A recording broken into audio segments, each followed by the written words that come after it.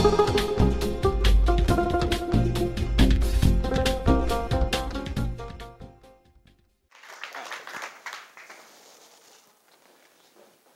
two things I've learned from this conference so far. I think it's probably pretty obvious to most of you in the audience today. One, the Arab world is changing. Two, some of those change makers are right here in the seats next to you.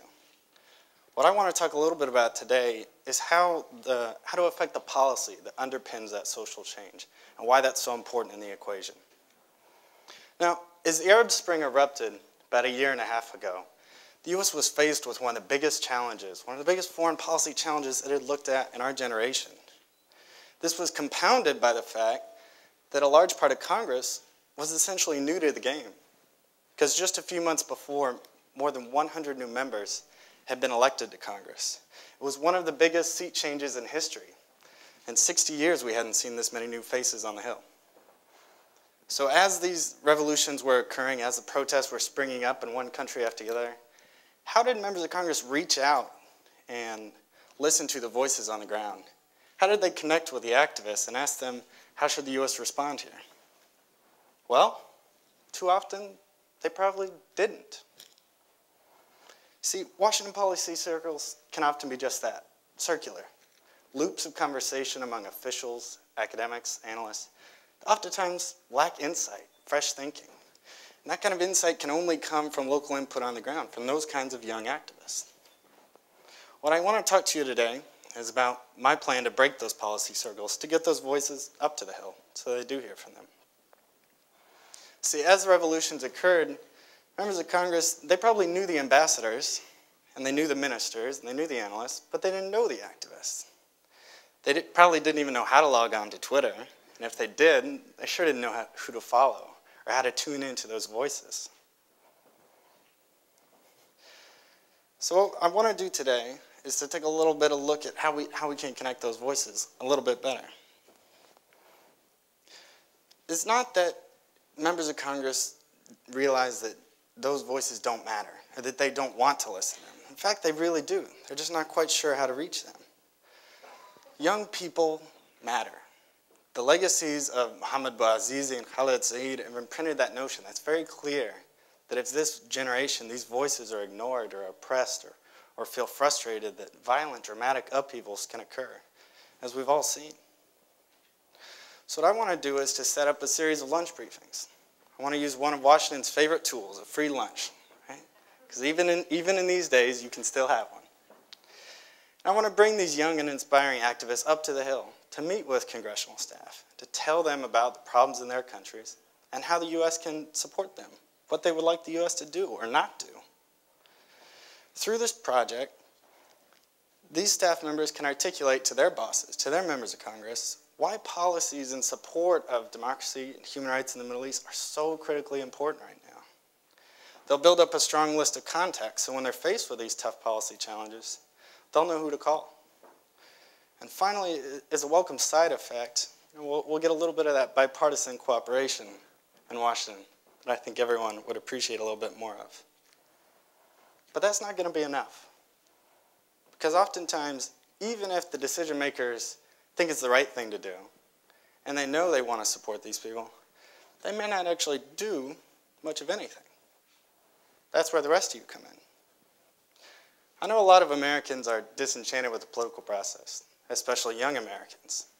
They say, my vote doesn't matter. The system's corrupt. You know, these two parties, they don't care about someone like me. But just as the youth generations in the Middle East made the difference in their governments, the youth here can do the same.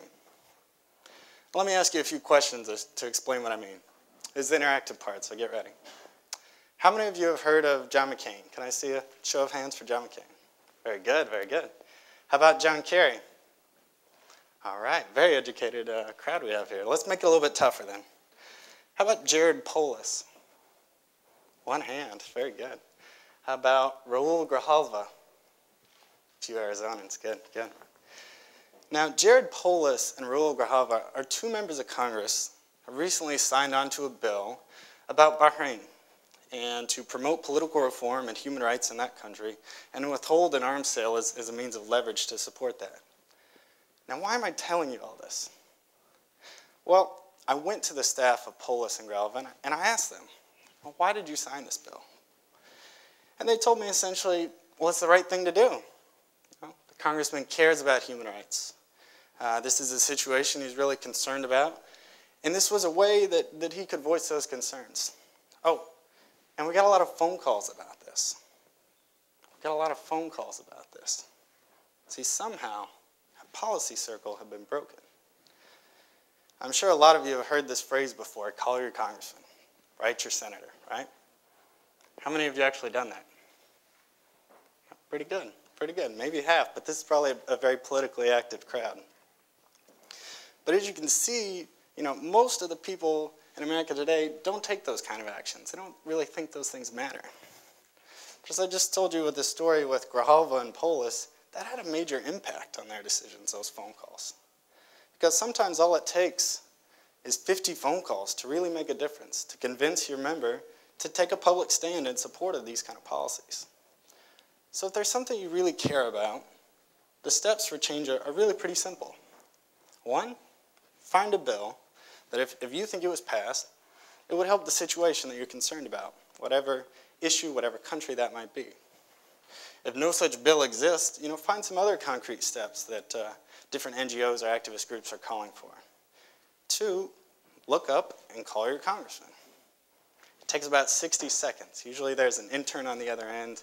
They don't really want to talk to you anyways. They just want to take down your concern and pass it on.